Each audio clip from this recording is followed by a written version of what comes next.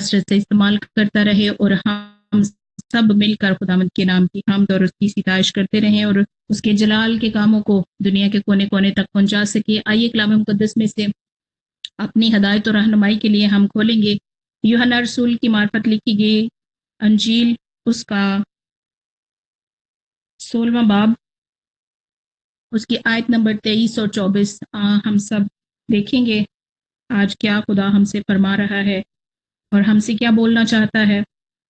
पहली तिलावत हम यूहन्ना रसूल की अंजील 16वां बाब, उसकी 23 और 24वीं आयत पढ़ेंगे।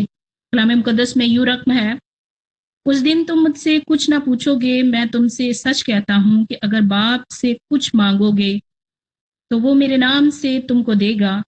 अब तक तुमने मेरे नाम से कुछ नहीं मांगा, मांगो तो पाओगे ताकि तुम्हारी खुशी पूरी हो जाए।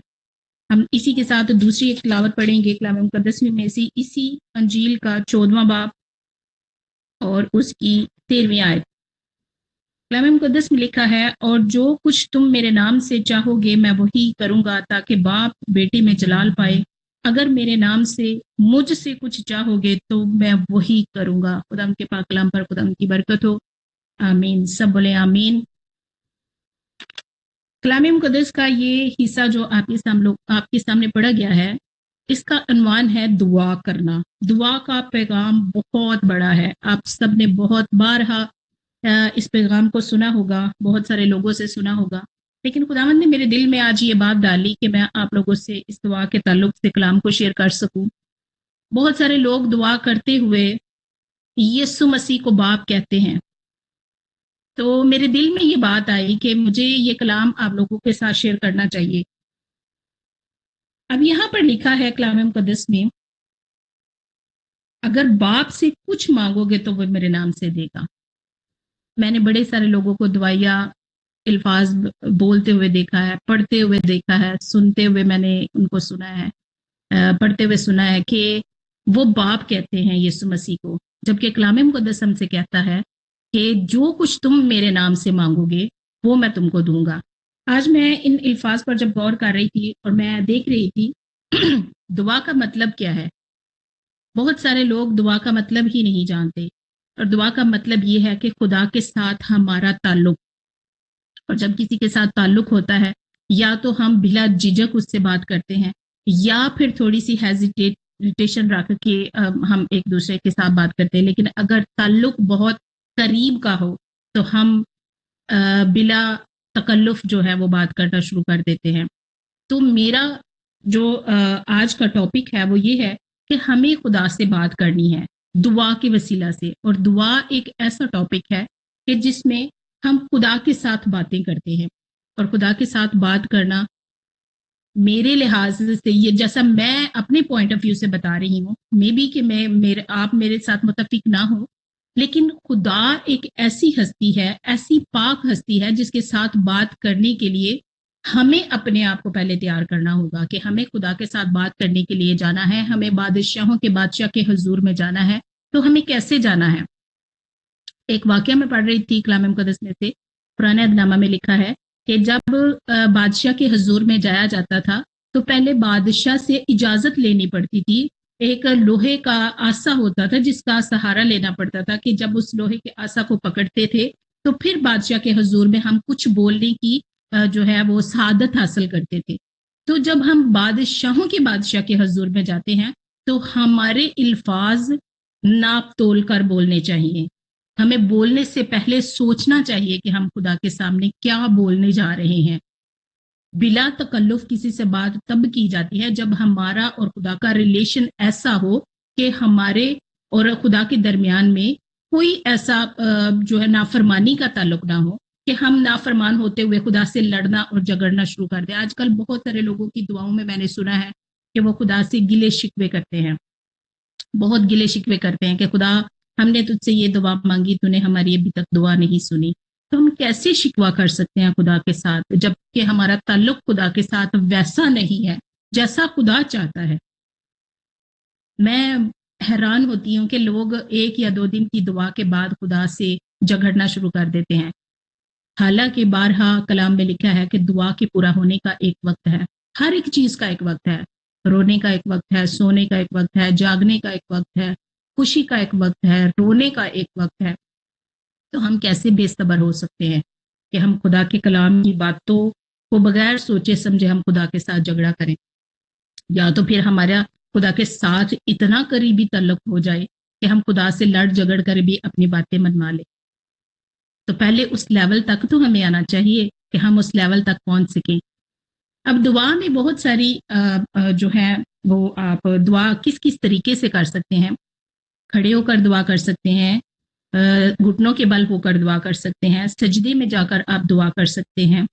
دعائیاں بہت سی حالتیں ہیں, آپ کسی بھی حالت میں خدا کے ساتھ خدا کی حضوری میں جھک سکتے ہیں, خدا سے منتیں اپنی مان سکتے ہیں, خداوند سے دعا کر سکتے ہیں.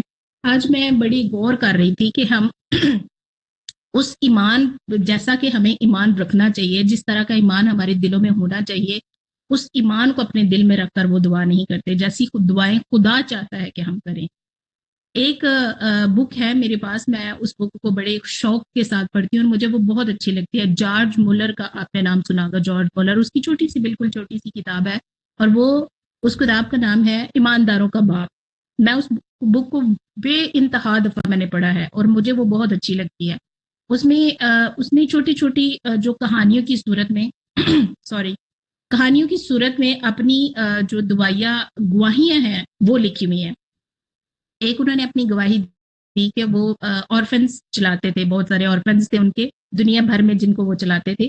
تو ایک دفعہ ایسا ہوا کہ ان کے بچوں کے لیے کھانا نہیں تھا, ٹیبل لگا ہوا ہے اور وہ بچوں کو کہتے ہیں کہ آپ سب مل کر بیٹھیں کھانے کی ٹیبل پہ اور دعا کرنا شروع کریں. حالانکہ اس کو پتا تھا کہ میرے بچوں کے لیے بچوں کے لیے کھانے کے لیے کچھ بھی نہیں ہے, لیکن میں ایمان کی اور دعا کی آپ کو بات بتانے جا رہی ہوں.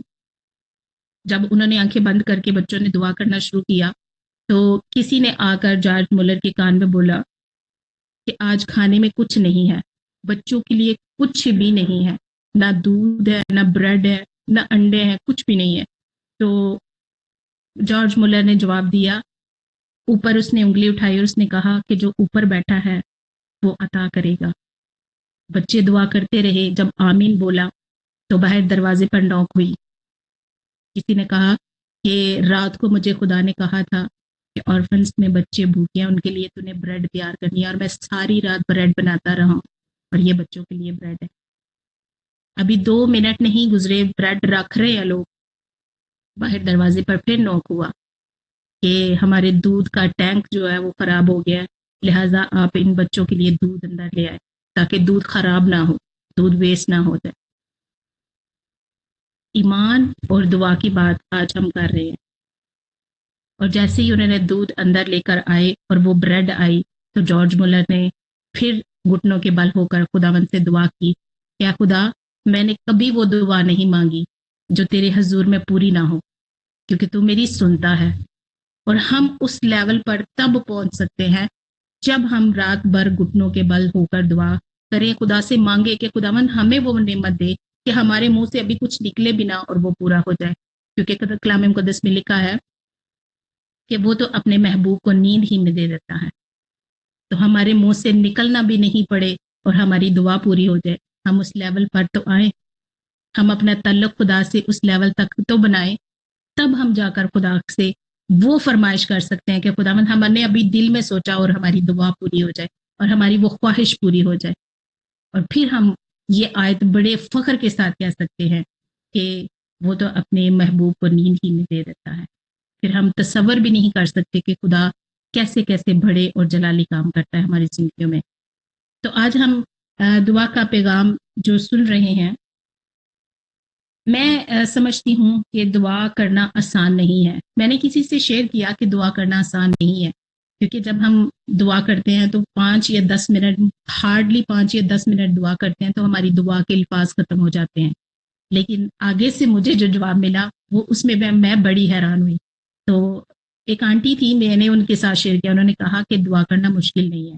میں نے کہا کہ مشکل ہے, انہوں نے کہا مشکل نہیں ہے, کیونکہ جب ہمارا تعلق خدا کے ساتھ ایسا ہو کہ باتیں کرتے وقت کا پتہ نہ چلے کہ ہم کتنی دیر سے خدا کی حضوری میں بیٹھے ہوئے ہیں, وہ تعلق ہوتا ہے خدا کے ساتھ مانگنے کا. اور اس لیول پر جب ہم آئیں گے تو پھر پتہ بھی نہیں چلتا کہ خدا کے ساتھ ہم نے گھنٹوں گھنٹے گزار دیے ہیں. اور میں خدا کے نبیوں کے بارے میں اور خدا کے رسولوں کے بارے میں جب پڑھتی ہوں تو لکھا ہوا ہے کہ وہ تو ساری ساری رات دعا میں خدا کے ساتھ گزار دیتے تھے. ہم تو وہ لوگ ہے ہی نہیں ہے. 1 گھنٹہ بھر دعا کرے تو ہم تھک جاتے ہیں, ہماری دعا کے الفاظ ختم ہو جاتے ہیں.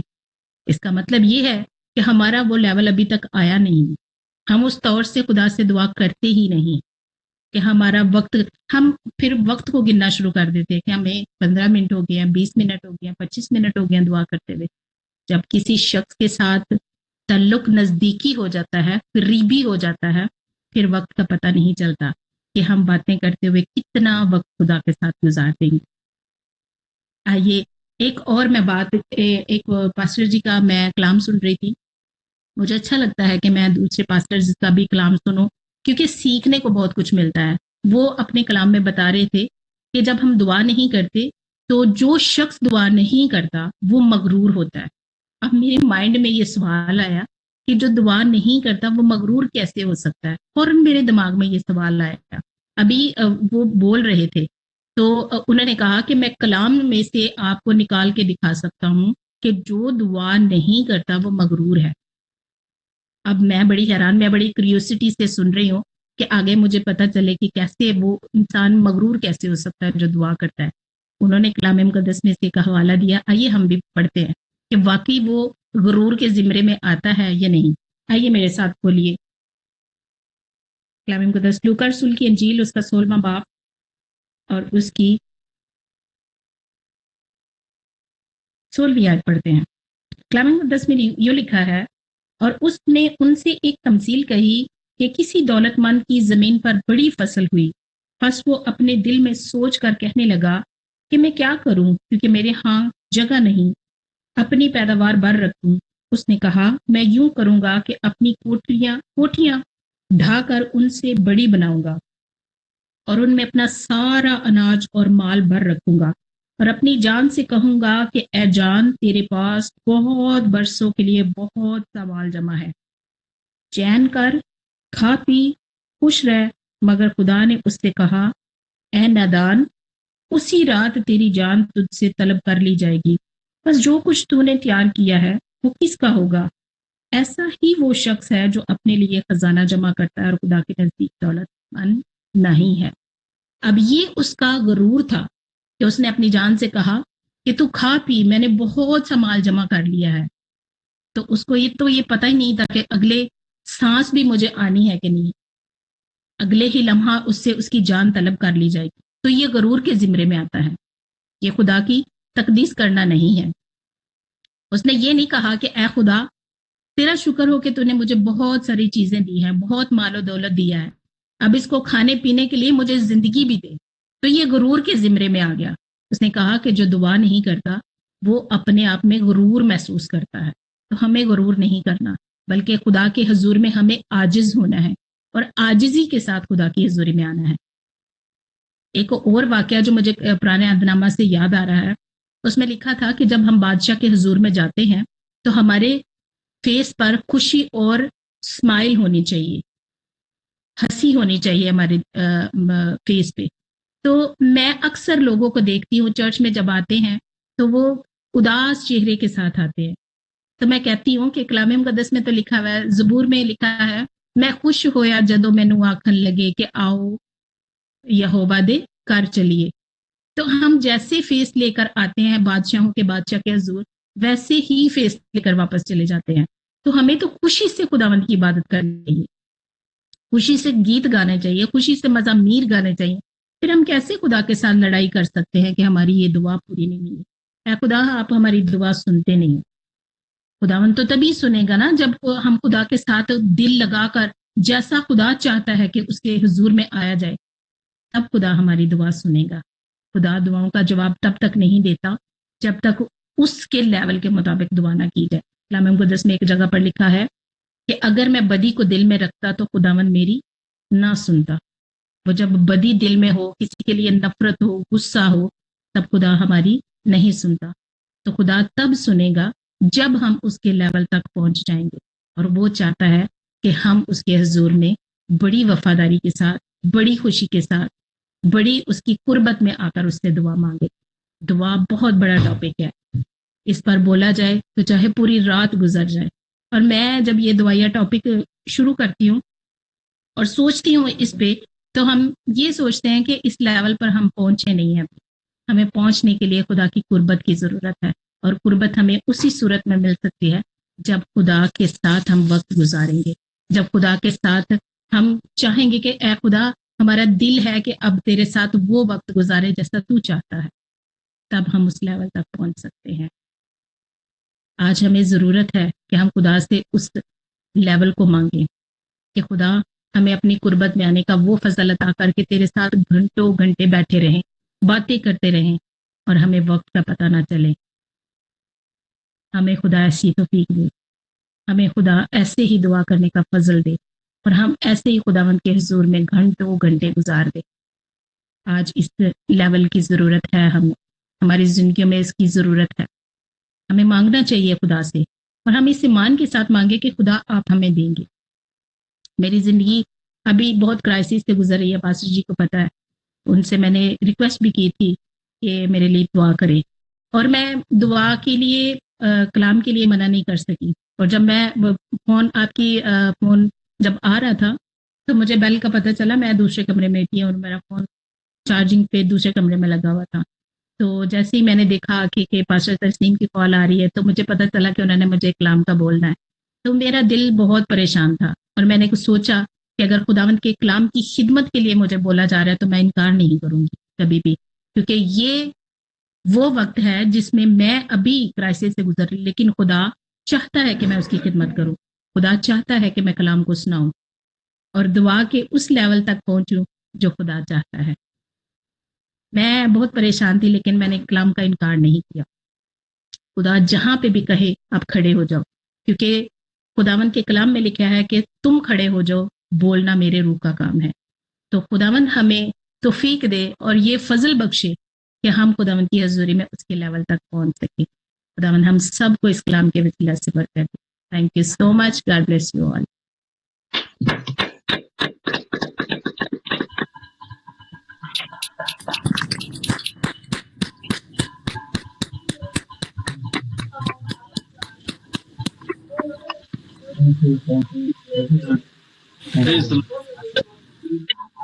आपको बड़ी बरकत दे। सो वंडरफुल, बड़ा ही खूबसूरत